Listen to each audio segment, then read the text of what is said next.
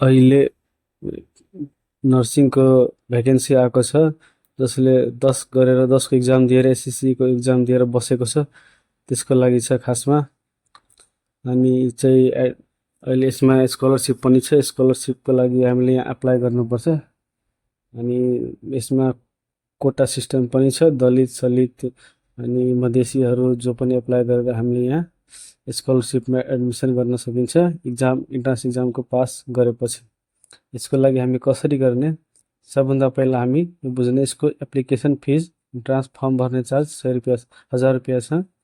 त्यसपछि यसको रिक्वायरमेन्ट के छ? हामीलाई 10 को जति पनि यो डकुमेन्ट छ, ग्रेड सिट, त्यसपछि दलित छ अथवा मधेसी छ यसको प्रमाणपत्र, वाडाबाट सिफारिस लिने।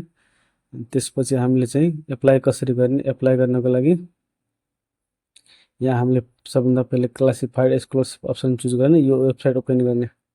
यो वेबसाइट ओपन गरेर सबभन्दा पहिले यहाँ रेजिस्टरमा जाने, यहाँ आफ्नो एकाउन्ट बनाउने, इन्डिभिजुअलमा टिक लागेको होस्। एकाउन्ट बनाएपछि हामी लगइन गर्ने। लगइन गरेपछि हाम्रो यहाँ जे रिक्वायरमेन्ट भन्छ, नाम, एड्रेस, पर्मानेन्ट एड्रेस, डकुमेन्टहरू अपलोड गर्ने छ, सब अपलोड गरेर अनि यहाँ क्लासिफाइड स्कलरसिप छ यसमा चुज गर्ने।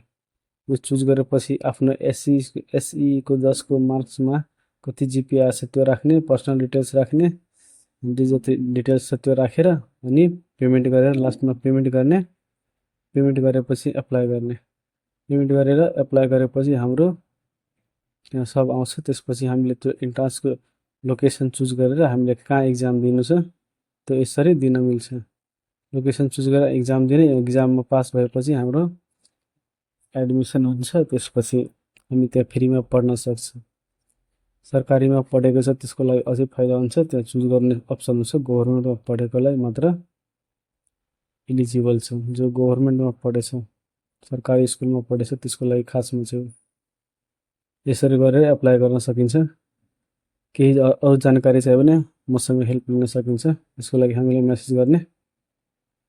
आफैले गर्न सिक्नुपर्छ। अरूबाट गऱ्यो भने पसललेहरूले केही चार्ज लिन सक्छ। आफैले सिक्ने हो कि एप्लाई गर्नको लागि?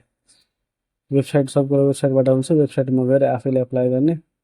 अरूसँग गराएर पैसा किन वेस्ट गर्ने? आफैले गर्ने। यति मात्र गर्नु छ। रेजिस्टर गर्ने, लगइन गर्ने, डकुमेन्ट एप्लाई गर्ने, नाम राख्ने। पेमेन्ट गर्नको लागि कनेक्ट आइपिएस हुन्छ, ई सेवा खल्ती हुन्छ, मोबाइल ब्याङ्किङ हुन्छ, ब्याङ्क एकाउन्ट, त्यो मार्फत पेमेन्ट गर्ने। ल होस्, यति नै।